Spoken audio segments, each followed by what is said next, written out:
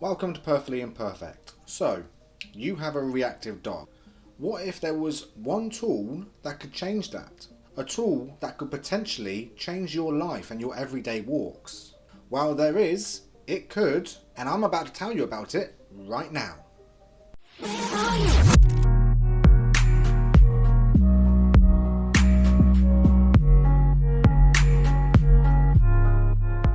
If I was to say to you that there's one tool that can work with your dog's instincts in a positive way and your dog will love it and ask for more of it, what would you say? You'd probably say that I'm crazy, and if there was such a thing, it would be huge and everyone would be using it. Well, to be honest, quite a lot of people already are, but there are still those who don't quite see or understand the benefits of working with a dog's instincts instead of your traditional working uphill against dog's instincts. So there's multiple reasons why a dog can be reactive. However, if you believe that your dog's reaction is actually misplaced prey drive, then this will help you.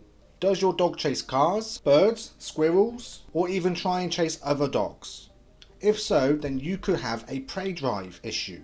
In which case, this one tool used 3 times a week will get you the results you're looking for. So, what is it, Luke? I hear you ask.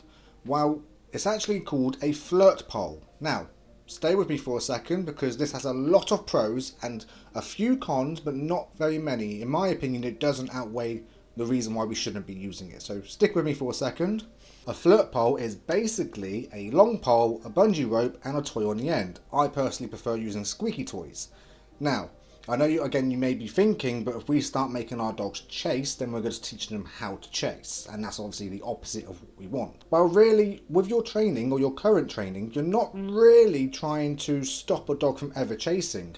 You're more trying to help them learn self-control. And what is the best way to learn self-control? Practice. That's one of the biggest issues in the dog world at the moment is we hope and assume dogs will know how to behave in a new situation when they've been caught off guard. And when they fail, we say they are a bad boy or a bad girl and they are showing bad behaviours. So, if we could actually allow them time to practice the right behaviours before going into the actual real life scenario, they have a much higher possibility of succeeding the behaviour we would like them to show. So, how do we use a flirt pole exactly? Well, it's actually a form of play training. So the play itself actually is the treat, or it is the reward. Now don't worry, if your dog's not reactive and just excitable, they can still use this tool as well. They can still play. Which means, for me at least, it's one of my top most recommended tools for owners to use while trying to train in new behaviours. And it's not just fun and games. You actually boost your obedience tenfold just by using this item 3 times a week. So a couple of things that I start with when it comes to a flirt pole is very simply leave, drop, sit, down. 4 easy cues for me to work on. Once my dog has mastered them 4, I can then advance onto more harder things like moving targets. Can your dog leave a moving target when you ask him to?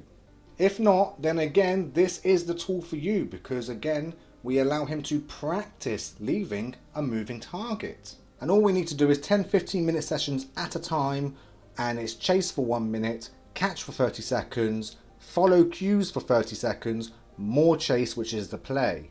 Now, some dogs love the catch, and these are the ones that we try and make chase more often, so therefore they're more in tune and listening to our cues. Some dogs prefer just the chase, in which case the chase itself becomes the reward. So if I was to ask a dog to leave and use a moving target, as soon as he's left for say 3 seconds, I would praise, yes, good leave, and then say chase.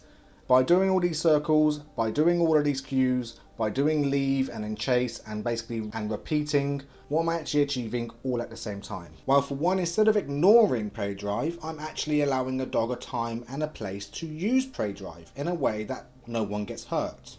By having a dog running while listening to me, I'm providing physical stimulation. And of course, with them targeting the toy while listening to me, I'm also providing them mental stimulation. So instead of going against the dog's instincts, I'm actually asking them to use their instincts and work with me, which of course in the future gives me a lot more benefits.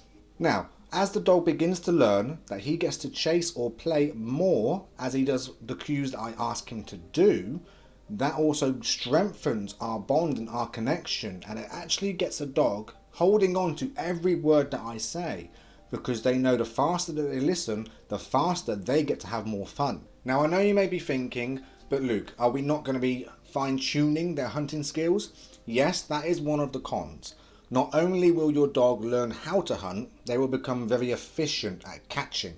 However, if you have done your training correctly, or at least if you've done it quite often and enforced the leave cue, technically you should have full control over your dog. Meaning if you see him start darting off because there may be an issue or there may be prey, when you say leave, he's already practiced and should know to leave and come away. And because he's practiced, it should be easy for him.